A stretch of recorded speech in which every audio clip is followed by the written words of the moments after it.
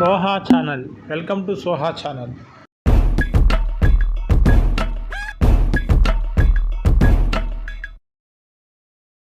చెన్నుబోయిన వంశీకృష్ణ యాదవ్ గారు ఈరోజు పరిచయం కాదు. ఇది 2009 నేను యువరాజ్యం అధ్యక్షులుగా ఉన్నప్పుడు ఆ రోజు నుంచి ఉత్తరాంధ్రలో చాలా బలమైన యంగ్ లీడర్, డైనమిక్ లీడర్. ఆ రోజు నాకు ఆయన ప్రత్యక్షంగా ఆయన చూశాను ఆ రోజున. సో యువరాజ్యంలో ఆయనకి ఆ రోజున ఆయన ఆహ్వానించడం జరిగింది.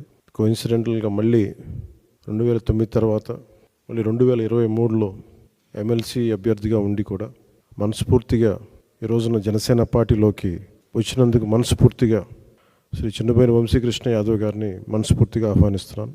వారితో పాటు పార్టీలోకి వచ్చిన మీ నలుగురికి కూడా ప్రత్యేకించి నా హృదయపూర్వక ఆహ్వానం పలుకుతూ ఉన్నాను. నేను 2009 నుంచి వీరిని చూస్తూ ఉన్నాను.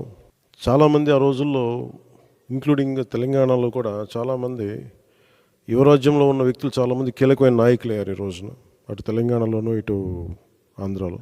సో ఆ కోవకు చెందిన శ్రీ వంశీకృష్ణ యాదవ్ గారు మళ్ళీ ఇంకొకసారి రావటం, ఇందాక ఆయన అన్నట్టుగా తిరిగి సొంత ఇంటికి నేను వచ్చినట్టుగా ఉందంటే మనస్ఫూర్తిగా నేను అదే దృష్టితో చూస్తూ ఉన్నాను. ఇది అలాగే ఆయన వచ్చిన విధానం నాకు చాలా నచ్చింది. ఏ సమస్యల మీద ఇవన్నీ ప్రస్తావించకుండా భావజాలం ఇది మరింతగా ఆకట్టుకుంది.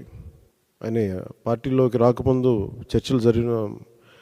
చర్చల మీద నేను అర్థం చేసుకుంది. వైఎస్ఆర్సీపీ పాలన గురించి వీటి గురించి ఏమి కాకుండా నేను ప్రత్యేకించి ఇంతకుముందు ఎట్లాగైతే ఆకర్షితున్నాయి నేను 2009లో వచ్చాను. అది కూడా చాలా స్వల్ప తేడాతో ఓడిపోయారు విశాఖ తూర్పు నియోజకవర్గం నుంచి. 2014 కూడా అదే పరిస్థితి. కానీ పోటాపోటీగా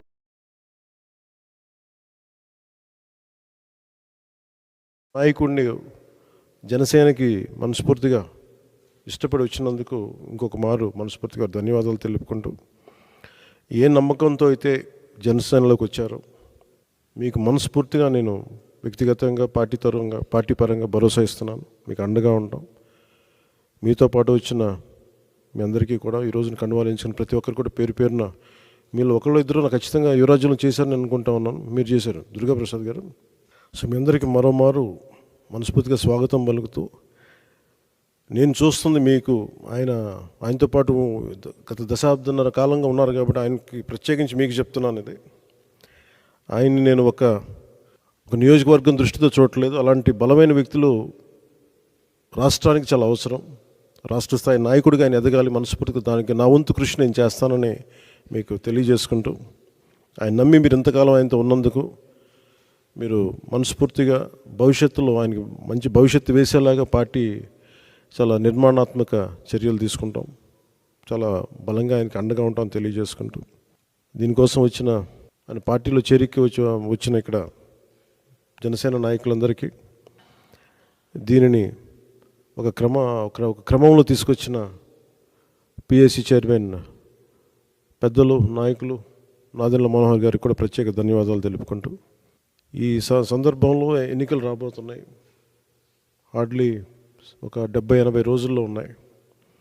ఈ ఎన్నికలు ఆంధ్రప్రదేశ్ భవిష్యత్తుని నిర్దేశించే ఎన్నికలు ఇవి.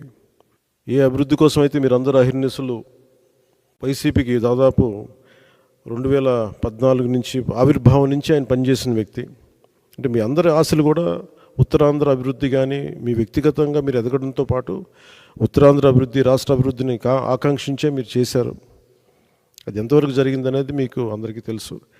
కానీ మీ ఏ ఉద్దేశం కోసం అయితే మీరు రాజకీయాల్లోకి వచ్చారో, ఏ ఉద్దేశం కోసం అయితే ఒక పార్టీని యువరాజ్యం తర్వాత మళ్ళీ మీరు నమ్ముకొని వైఎస్ఆర్సీపీలోకి వెళ్ళి చాలా అండగా నిలబడిపోయారు. మీరు ఇంత మాత్రం ప్రేమ నమ్మకం చూపిస్తే దానికి నేను 100 ఇంతలు చేసేవాడిని. సో దాన్ని దృష్టిలోనే పెట్టుకోండి.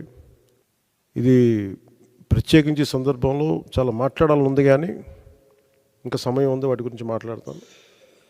ఇంకా నాకు ఆంధ్రప్రదేశ్ భవిష్యత్తు చాలా ముఖ్యం. జనసేన చాలా కీలకమైన పాత్ర వహించాలి భవిష్యత్తులో. ఆ కీలకమైన పాత్రలో వంశీకృష్ణ యాదవ్ గారు కూడా చాలా ముఖ్య భూమిక వహించాలి. దానికి నా వంతు కృషి చేస్తానని తెలియజేసుకుంటే మీ అందరికీ ధన్యవాదాలు తెలుపుకుంటూ సెలవు తీసుకున్నాను. జై జనసేన, జై Hind. Soha channel. Thank you for watching Soha channel. Please subscribe our channel and share and like our channel.